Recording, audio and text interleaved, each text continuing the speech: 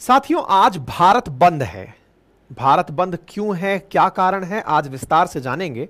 लेकिन भारत बंद की इस सूचना से बांग्लादेश जैसी स्थिति भारत में ना क्रिएट हो जाए, यह सवाल क्यों उठ रहा है। आइए इस विषय पर विस्तार से चर्चा करते हैं। आपको ज्ञात होगा कि हमारे पड़ोसी मुल्क बांग्लादेश में भी आरक्षण के चलते हाईकोर्ट के फैसले को लागू कराते हुए सरकार एक बहुत बड़े प्रोटेस्ट का सामना की। और उस प्रोटेस्ट के सामने में जब प्रोटेस्ट हुए, सरकार केवल कोर्ट का फैसला लागू करा रही थी और उस प्रोटेस्ट के कारण सरकार को कोर्ट का फैसला बदलना पड़ा और परिणाम यह निकला कि प्रोटेस्टर्स ने सरकार ही पलट दी। आपके सामने एक बड़ा सवाल खड़ा होता है कि भारत में भी सब कुछ वैसा ही तो दिख रहा है क्या? कोर्ट का फैसला है, सरकारों को लागू कराना है, सुप्रीम कोर्ट ने कोई फैसला सुनाया है, राज्य सरकारों को लागू कराना है। ऐसे में आज उसके विरोध में प्रदर्शन हो रहे हैं। प्रदर्शनों के चलते आज 21 अगस्त के दिन भारत बंद की घोषणा की गई है। प्रोटेस्टर्स सड़कों पर होंगे।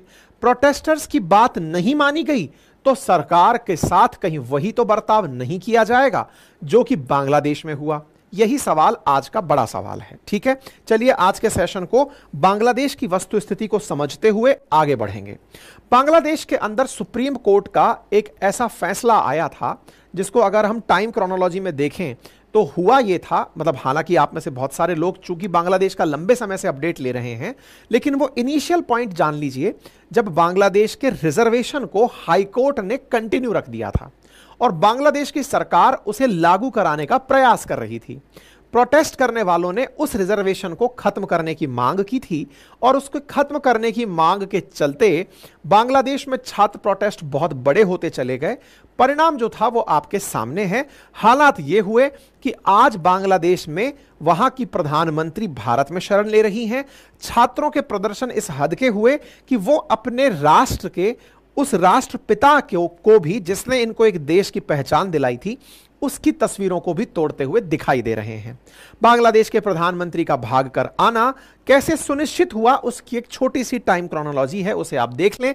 जून 5 को हाईकोर्ट ऑफ बांग्लादेश के द्वारा 30% कोटा जो डिसिडेंट्स हैं, फ्रीडम फाइटर्स के, गवर्नमेंट जॉब में उन्हें देने का फैसला दिया गया था। हाईकोर्ट के दिए इस जून 5 के फैसले के खिलाफ छात्रों के प्रदर्शन शुरू हुए थे और मेजर यूनिवर्सिटीज में इनके खिलाफ प्रदर्शन होते चले गए। और ऐसे में पुलिस और छात्रों के बीच हुए प्रदर्शनों में लगभग 19 लोगों की पहले मारे जाने की खबर आई। धीरे धीरे वायलेंस बड़ा होता चला गया। परिणाम यह निकला कि लगभग 150 से 200 के बीच में लोग, प्रदर्शन कर रहे जो लोग हैं, वो पुलिस कार्रवाई में मारे गए। परिणाम यह निकला कि 21 जुलाई को सुप्रीम कोर्ट को इस फैसले को पलटना पड़ा जो हाई कोर्ट का था।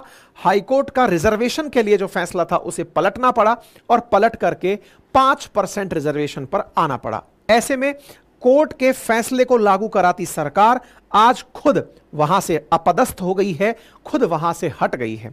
ऐसे में बड़ा सवाल यह है कि यही आरक्षण की आग अब कहीं भारत को भी अपने साथ ना झुलसा दे। अगर ऐसा होता है तो यह बिल्कुल वैसी ही घटना होगी जैसे कभी अरब देशों में अरब स्प्रिंग बनकर आई थी। बड़े सारे देशों के अंदर इकट्ठा होकर के जनता का प्रदर्शन सरकारों के खिलाफ हुआ और सत्ताएं बदलती चली गई।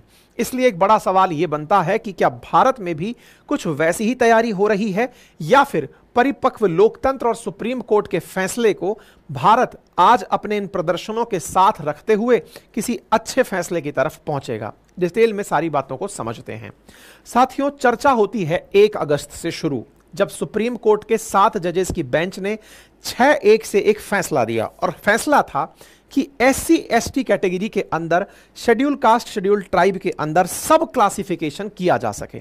SC/ST रिजर्वेशन पर सुप्रीम कोर्ट के इस फैसले को हमने 2 अगस्त को आपको डिटेल में समझाया। बड़ी संख्या में लोगों ने इसे समझा और देख करके ये समझ विकसित करी कि सुप्रीम कोर्ट का असली फैसला क्या है। आसान भाषा में सुप्रीम कोर्ट ने यही कहा था कि अगर रिजर्वेशन का लाभ SC/ST में किसी पर्टिकुलर जाति को मिलता रहा है तो क्यों ना अब यह चिन्हित किया जाए राज्य सरकारों के द्वारा कि SC/ST में वो कौन सी जातियां हैं जिन्हें रिजर्वेशन में होते हुए भी रिजर्वेशन का लाभ नहीं मिला।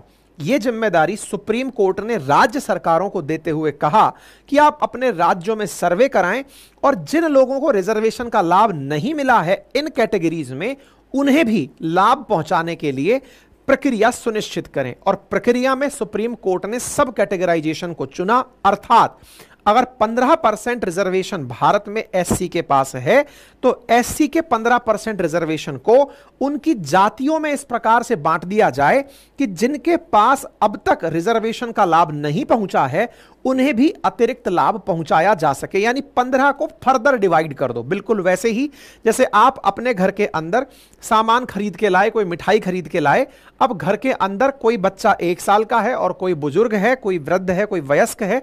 ऐसे में आप उन चीजों को, खाने की चीजों को लोगों की क्षमता के आधार पर, उनकी आवश्यकता के आधार पर खुद से वाइज डिसीजन लेकर बांट रहे हैं।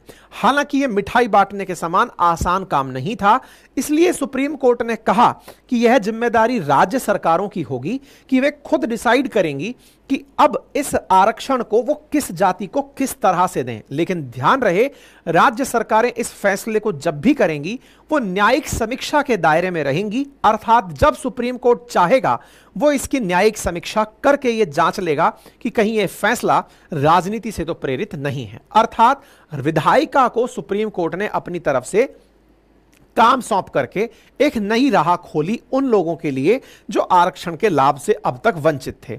यह चीज तो सुप्रीम कोर्ट के द्वारा कर दी गई। सुप्रीम कोर्ट के द्वारा यह काम 20 साल पुराने अपने ही फैसले को पलटते हुए किया गया था, क्योंकि 20 साल पहले सब कैटेगराइजेशन को सुप्रीम कोर्ट ने ही मना किया था।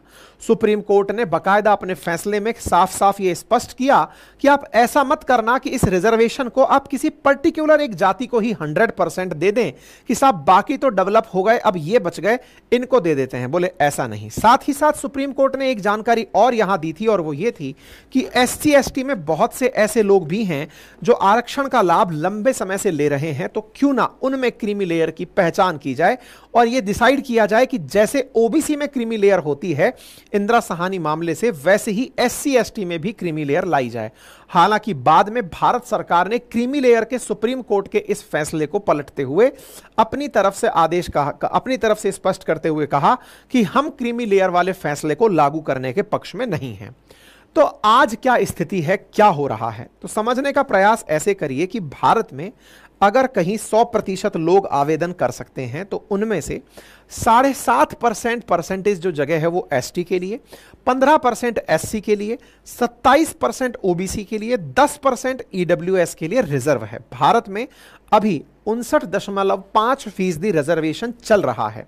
रिजर्वेशन के चलते हुए भारत में जो जो घटनाक्रम हुए, हमने उस पर आपके सामने तत्कालीन रूप से काफी वीडियो पेश की, और इसी बीच में हमने आपके सामने एक डिबेट भी आयोजित की, ऑनलाइन डिबेट थी, जिसमें आपके सामने वो तथ्य रखने का प्रयास किया कि क्या कोर्ट का यह फैसला फूट डालो और राज करो की नीति से प्रेरित है। ऐसा क्यों कहा गया था, इसके पीछे का कारण समझिए। कारण यह है कि आज जब भी अपने हकों की लड़ाई होती है तो SC ST as a unit अपने हक के लिए सड़कों पर उतरते हैं। सिमिलरली ऐसे ही ओबीसी भी अपने हक की जब बात आती है तो ये अपने हकों के लिए लड़ाई लड़ते हैं। ऐसी बातों को जब आप आगे ये पाते हैं कि जो लोग अभी यूनाइटेड होकर अपनी बातें रखते हैं, अगर आरक्षण उनमें सब कैटेगराइजेशन को परमिट करता है तो सब कैटेगराइजेशन के चलते वही यूनिट हुए एससी और एसटी एक यूनिट में फिर प्रदर्शन करने या अपनी मांगों को मनाने के लिए सड़कों पर नहीं आ पाएंगे। और अगर ऐसा होता है तो SC ST as a unit अपने आप को जब नहीं पाएंगे तो कहीं परिणाम स्वरूप यह तो नहीं होगा कि उन्हें भारत के अंदर अपने प्रतिनिधित्व के लिए संघर्ष बड़ा करना पड़े। ऐसा मैं क्यों कह रहा हूं, क्योंकि एससी एसटी का कोटा उन्हें एक यूनिट में ना रखते हुए तोड़ने पर आधारित था कि आपका रिजर्वेशन अब बांट दिया जाएगा। लेकिन इस चीज के खिलाफ आज भारत में प्रदर्शन हो रहे हैं। एससी एसटी की तरफ से इस प्रदर्शन का आह्वान किया गया है। आज भारत बंद बुलाया गया है। भारत बंद में एक यूनिट में ओबीसी भी इन्हें अपना समर्थन दे रहे हैं, ऐसा प्रदर्शनकारियों का कहना है। ओबीसी क्यों, अभी तक तो ओबीसी में सब कैटेगराइजेशन हुआ ही नहीं। लेकिन कहते हैं कि रोहिणी आयोग पहले से ही तैयारी कर कर बैठा है कि आने वाले समय में ओबीसी में भी सब कैटेगराइजेशन हो सकता है। भविष्य के डर में कि कल को एससी एसटी ओबीसी एक यूनिट नहीं बचेंगे, ऐसे में उनके साथ उनके हकों की लड़ाई करने वाले राजनेता अपने वोट बैंक को खिसकता हुआ पाते हैं। उन्हें लगता है कि आज एज ए यूनिट जब हम चर्चा करते हैं दलितों की, तो सारे दलित उसमें काउंट किए जाते हैं। लेकिन अगर दलित ही डिवाइड हो गए, उनमें से आधे दलित एक तरफ आधे दलित दूसरी तरफ हो गए, तो फिर उनके लिए एक यूनिट में कोई नेता कैसे पनपेगा।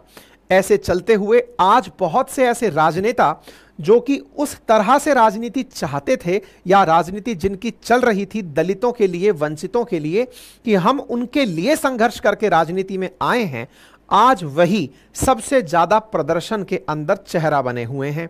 ऐसा विपक्ष का और उन लोगों का आरोप है जो सुप्रीम कोर्ट के इस फैसले से लाभान्वित हो रहे हैं।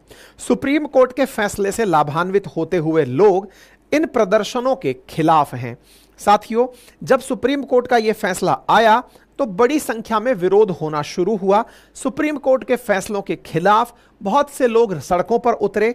समाज बसपा बीएसपी के द्वारा, मायावती जी की जो पार्टी है उनके द्वारा, कांग्रेस के द्वारा इन मामलों पर अपनी स्पष्टता जाहिर की गई और कहा गया कि एससी एसटी का जो ये सिस्टम है इसके हम खिलाफ हैं। लेकिन प्रधानमंत्री ने भी अपनी तरफ से क्रीमी लेयर को आश्वस्त कर दिया कि हम कोई क्रीमी लेयर कंसेप्ट लेकर नहीं आने वाले हैं। सुप्रीम कोर्ट के फैसले में कही गई क्रीमी लेयर के फैसले को केंद्र सरकार ने पलट दिया और साफ किया कि हम क्रीमी लेयर को लागू करने वाले नहीं हैं। तो आज बड़ा सवाल यह है, क्रीमी लेयर से एससी एसटी के अंदर किसी भी प्रकार के दलित को कोई नुकसान नहीं होने वाला है, फिर भी दलित आज भारत बंद क्यों करा रहे हैं? भारत बंद की ये बड़ी सुर्खियां क्यों हैं? क्या चाहते हैं दलित? क्या इसके पीछे की राजनीतिक मंशा है? क्योंकि अल्टीमेटली यहां पर किसी का भी आरक्षण नहीं छीना गया है, किसी भी आरक्षण के खिलाफ कोई कुठाराघात नहीं है, अपितु ज्यादा तार्किक तरीके से लोगों के आरक्षण को वितरित करने की बात की जा रही है। अगर 15% आज मान लीजिए 40 जातियों में था और उसका लाभ किन्हीं 2-5 जातियों ने ज्यादा उठाया, तो ऐसे में राज्य सरकारों से कहा गया है कि वे खुद अपनी विधायिका से यह फैसला करवाएं, लेजिस्लेचर से यह फैसला करवाएं कि किस जाति को एससी में कितना रिजर्वेशन दिया जा सकता है। ऐसे में फिर बड़ा सवाल यह है कि आज दलित अपनी ही दलित ग्रुप में, दलित समूह में जो लोग रह गए, जिनको अभी तक आरक्षण का लाभ नहीं मिला, उनके ही खिलाफ क्यों भारत बंद का आयोजन कर रहे हैं? क्योंकि अल्टीमेटली तो इसका सार यही निकलता है कि कहीं ना कहीं आरक्षण का डर दिखाकर कि आरक्षण खत्म किया जाएगा, यही डर दिखाकर के देश में राजनीति चल रही थी। 2024 के लोकसभा चुनावों में संविधान संशोधन की बात को जिस प्रकार से हाईलाइट किया गया था कि यह सरकार जो एनडीए डिमांड कर रही थी कि हमें 400 पार चाहिए, तो अपोजिशन का कहना था कि यह 400 पार इसलिए चाहते हैं ताकि यह संविधान को बदल सकें और आरक्षण को खत्म कर दें। लेकिन वर्तमान में सुप्रीम कोर्ट का फैसला आरक्षण को खत्म करने वाला नहीं, अपितु उसे और ज्यादा रेशनल तरीके से, तार्किक तरीके से उपयोगी बनाने वाला है। फिर भी उसके खिलाफ भारत बंद क्यों? यह एक बड़ा सवाल बनकर आता है। आपको ज्ञात हो तो आज से 2 दिन पहले ही हमने एक सेशन और किया था जो लेटरल एंट्री पर था। भारत सरकार के द्वारा उच्च पदों पर, ज्वाइंट सेक्रेटरी लेवल के पदों पर लेटरल एंट्री का प्रावधान रखा गया था। अधिक योग्यता वाले लोगों को 3 या 5 साल के लिए joint secretary level, director level और अंडर सेक्रेटरी लेवल पर बुलाने का प्रस्ताव रखा गया था। लेकिन देश में चल रहे विरोध के चलते सरकार को लेटरल एंट्री वाला फैसला भी अपना कल वापस लेना पड़ा। ऐसे में बड़ा सवाल यह बनता है कि केंद्र सरकार ने अपना फैसला वापस ले लिया, तो क्या सुप्रीम कोर्ट का एससी एसटी का जो सब कैटेगराइजेशन है उसे आज के भारत बंद के चलते भारत सरकार वापस ले लेगी?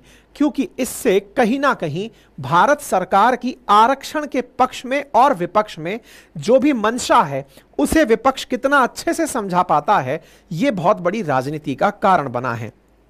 आपको याद हो, हाल ही में भारत सरकार के द्वारा जिस प्रकार से लेटरल एंट्री में एससी एसटी आरक्षण ना होने पर जिस तरह से विपक्ष और सरकार के सहयोगी दल हावी हुए थे, सरकार को अपना फैसला पलटना पड़ा था, ठीक उसी प्रकार से अब बड़ा बात यह है कि एससी एसटी पर सुप्रीम कोर्ट के फैसले को क्या केंद्र सरकार पलट सकती है? अब आपके दिमाग में एक प्रश्न और बनेगा, केंद्र सरकार कैसे पलट देगी?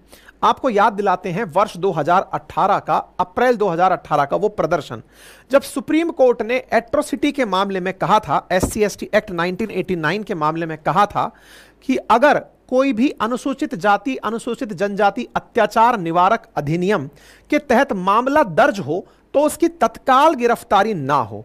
सुप्रीम कोर्ट के इस मार्च के फैसले के खिलाफ अप्रैल में देश भर के अंदर प्रदर्शन हुए।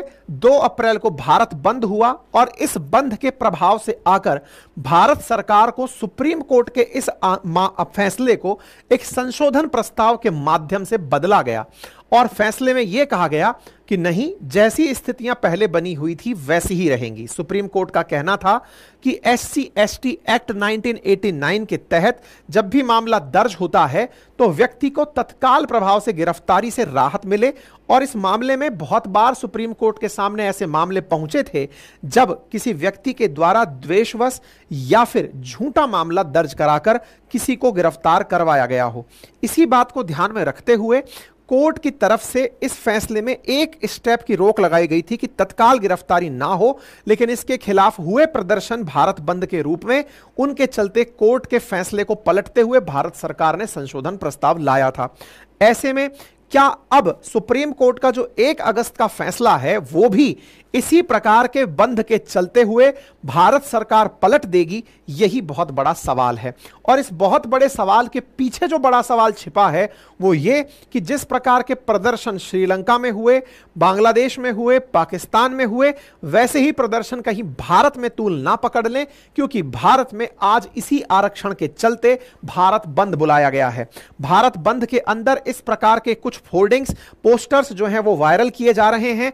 एसटी एससी दलित आदिवासी संगठनों के द्वारा अपनी तरफ से डिमांड की जा रही हैं, लेकिन अखबारों में इस प्रकार की जानकारियां भी अच्छे से छप रही हैं। जैसे बंद को सफल बनाने के लिए 25 टीमें बनी, 9 बजे रामनिवास बाग से निकलेगी सद्भावना मार्च, जहां एक और आप ये देखते हैं तो फिर 30 जातियां बंद के विरोध में आती हैं और वो बोलती हैं कि चुनिंदा वर्ग को इसका लाभ मिल रहा है, वंचित पिछड़ रहे हैं। ऐसे में वाल्मीकि समाज का कहना है कि वो अगर किसी ने जबरन बंद कराया तो वो उसे रोकेगा। अर्थात दलित इस विषय पर बढ़ चुके हैं और बढ़ते हुए इस प्रकार की हेडलाइंस बन रही हैं। हेडलाइंस हैं कि कुछ जातियां जो दलित में ही हैं वो इस बंद का विरोध कर रही हैं और उनका कहना है कि जब यह लाभ हमारे लाभ के लिए सुप्रीम कोर्ट का फैसला है तो हमें इस लाभ से वंचित रखने के लिए जो दलित समाज सड़कों पर उतरकर प्रदर्शन कर रहा है हम उसके साथ नहीं हैं। यह हेडिंग बनकर आ रही है और सोशल मीडिया पर, ट्विटर पर ट्रेंड कर रहा है कि कल भारत बंद नहीं होगा। यह कल का ट्रेंड था। अर्थात अब इस बंद के पक्ष में और विपक्ष में लोग बट रहे हैं। तो उम्मीद है अब आपको यह समझ में आया हो कि यह बंद क्यों हो रहा है। आंसर केवल इतना है कि बंद में दलित समाज अपने आप को यह दिखाना चाहता है कि उन्हें एज ए यूनिट रहने दिया जाए, उनके अंदर किसी प्रकार की क्रीमी लेयर की व्यवस्था ना हो, जो कि सरकार ने हालांकि पहले ही डिनाई कर दी है। साथ ही साथ उनको आपस में बांटने का काम सरकार ना करे। हालांकि यह फैसला सुप्रीम कोर्ट का है ताकि वो आरक्षण को बहुत अच्छे से उन लोगों तक पहुंचा सके जो आरक्षण से वंचित हैं, लेकिन इसके खिलाफ यह सब लोग प्रदर्शन कर रहे हैं। ठीक है, तो आज के बंद का बड़ा कारण क्या है? केवल यह कि यह कहीं हमें तोड़ने का तो कारण नहीं है या हमें तोड़ना तो नहीं चाह रही है। वहीं कुछ राजनीतिक पार्टियों की तरफ से प्रवक्ताओं का कहना यह है कि इस बंद का समर्थन वही लोग कर रहे हैं जिनकी दलितों से राजनीति चलती है या फिर दलित को वो अपना वोट बैंक समझते हैं। जिन लोगों ने अपने राज में एकजुट करके दलितों के वोट पाए हैं वही लोग चाहते हैं कि ये यूनाइटेड ही रहें ताकि वोट एक साथ हमें मिलता रहे। लेकिन अगर कोई वाकई में दलित हितैषी है तो सुप्रीम कोर्ट का यह फैसला संपूर्ण दलित समाज के द्वारा स्वागत योग्य होना चाहिए, क्योंकि इससे न केवल जिन दलितों को अब तक लाभ मिल गया है वो बरकरार रहेगा, अपितु जिन्हें अभी तक लाभ नहीं मिला है, बहुत सी ऐसी जातियां हर राज्य में हैं जिनका आज भी सामाजिक स्तर बहुत ही बेकार स्तर पर है, ऐसे में उन्हें भी आरक्षण का लाभ मिलकर उनका भी जीवन स्तर सुधरेगा। तो ऐसे में राजनेताओं को चाहिए कि वो उन लोगों का सहयोग करें जिन्हें अभी तक आरक्षण का लाभ नहीं मिला है। इसको बात को लेकर के खूब जबरदस्त राजनीति हो रही है। लोगों का कहना है कि जिन लोगों की राजनीति केवल जाति पर चलती है वही लोग इस चीज का फायदा उठा रहे हैं, वही इस बंद को समर्थन दे रहे हैं। यह सत्ता पक्ष की तरफ से बहुत सारे प्रवक्ताओं का बयान है, बहुत सारे राजनीतिक सोशल मीडिया पर चल रहे बयानों के मायने हैं। मायावती जी के द्वारा इसका समर्थन किया गया है। इसी के साथ साथ राजस्थान के अंदर कांग्रेस के द्वारा इस बंद का समर्थन किया गया है। समाजवादी पार्टी की तरफ से इस बंद का समर्थन किया गया है और बंद में समर्थन में कहा गया है कि माननीय सुप्रीम कोर्ट का आरक्षण में उपवर्गीकरण का आदेश मंजूर नहीं, संघर्षों के आदी हैं हम, अंबेडकरवादी हैं, ऐसा एससी एसटी संगठनों के द्वारा प्रदर्शन करके अपनी बातें कही जा रही हैं। कहा जा रहा है कि बीएसपी, जेएमएम, आरजेडी ऑलरेडी जिन्होंने अपना इस बंद को समर्थन दे दिया है। साथ ही साथ राजस्थान, केरला, उत्तर प्रदेश सबसे ज्यादा प्रभावित होने वाले राज्य इसकी वजह से बताए जा रहे हैं। हालांकि राज्य सरकारों के द्वारा, विशेष रूप से जैसे राजस्थान की जब चर्चा है तो यहां पर बड़ी अच्छे से तैयारी की गई है। राज्यों के अंदर पूरी सुव्यवस्था है। कॉलेज स्कूल बंद रखवाने के आदेश ऑलरेडी सरकार के द्वारा दे दिए गए हैं दुकानों को बंद कराने के लिए, और पूरी तरह से सुरक्षा व्यवस्था चाक चौबंद रखी गई है ताकि आपातकालीन सेवाएं बाधित ना हो, पुलिस सर्विसेज चलती रहें और फार्मेसी का कार्यक्रम जारी रहे। ऐसे में अब देखने वाली बात यह होगी कि इसकी वजह से जो परेशानी क्रिएट हो रही है वो कितनी बड़ी है। और इतना ही नहीं, भारत सरकार इस बंद से जैसे पहले सुप्रीम कोर्ट के जैसे पहले लेटरल एंट्री के फैसले को पलट करके अपने आरक्षण के कारण या आरक्षण ना होने के कारण उस फैसले को पलटा गया, तो क्या भारत सरकार भारत बंद के चलते इस फैसले को भी पलटेगी? क्योंकि आने वाले समय में कई राज्यों के अंदर चुनाव है, तो क्या चुनाव का डर भारत सरकार को इस चीज का डर सताने लगेगा कि क्या हमारे इस आरक्षण के समर्थन से, क्योंकि भारत सरकार का अभी इस पर कोई बयान नहीं है, सुप्रीम कोर्ट का फैसला लागू कराना सरकार का काम होता है, तो वह सुप्रीम कोर्ट का फैसला लागू कराएगी, लेकिन क्या वो इसको पलट सकती है, यह देखने योग्य होगा। क्योंकि ऑलरेडी 2018 में एक बार पहले भी सरकार झुक चुकी है। वो एससी एसटी के द्वारा किए गए आंदोलन के चलते 2 अप्रैल को हुए भारत बंद के आयोजन के चलते फैसला बदलने के लिए विवश हुई थी। तो देखना होगा कि इसका क्या परिणाम निकलता है। हालांकि जब भारत में बंद होता है तो करोड़ों रुपए का नुकसान होता है। भारत बंद के वजह से वर्ष 2020 में 32,000 करोड़ का नुकसान होना कोट किया गया था। देखना होगा कि भारत सरकार इस विषय पर क्या फैसला लेती है। बाकी आप इस विषय पर क्या सोचते हैं, अपनी राय जरूर रखें। और भारत की लोकतांत्रिक व्यवस्थाओं में यह बात समझने योग्य है कि प्रदर्शन का अधिकार भारतवासियों को मिला हुआ अधिकार है, मूल अधिकार है, लेकिन इसके चलते देश में अराजकता की स्थिति ना पनपे, शांतिपूर्ण तरीके से सब लोग अपनी बातें रखें और देश में ऐसी स्थितियां ना पनपे जो अराजकता की हों, जिसके चलते देश का अंतर्राष्ट्रीय स्तर पर जो अब तक सबसे बड़े लोकतंत्र के नाम पर जो पहचान बनी हुई है उसको किसी प्रकार की ठेस पहुंचे। बाकी आपकी राय क्या है जरूर कमेंट बॉक्स के अंदर रखें। बाकी हमारे कोर्सेज अपनी पाठशाला एप्लीकेशन पर लाइव हैं। जिन्हें इंडियन पॉलिटी डिटेल में पढ़नी हो, हिस्ट्री, ज्योग्राफी, इकोनॉमी पढ़नी हो, जाकर के रिकॉर्डेड बैच एक्सेस कर सकते हैं। इसी प्रकार से राजस्थान एडमिनिस्ट्रेटिव सर्विसेज के रिकॉर्डेड बैच उपलब्ध हैं कंप्लीट 16 सब्जेक्ट के साथ। आप उन्हें यहां पर एक्सेस कर सकते हैं। नई टेस्ट सीरीज आरपीएफ के लिए अपनी पाठशाला.com पर लॉन्च कर दी गई है, आप उसे भी एक्सेस कर सकते हैं। यूपीपीसीएस, आरओएआरओ, बीपीएससी, इन तमाम प्रकार की टेस्ट सीरीज और हैंड रिटन नोट्स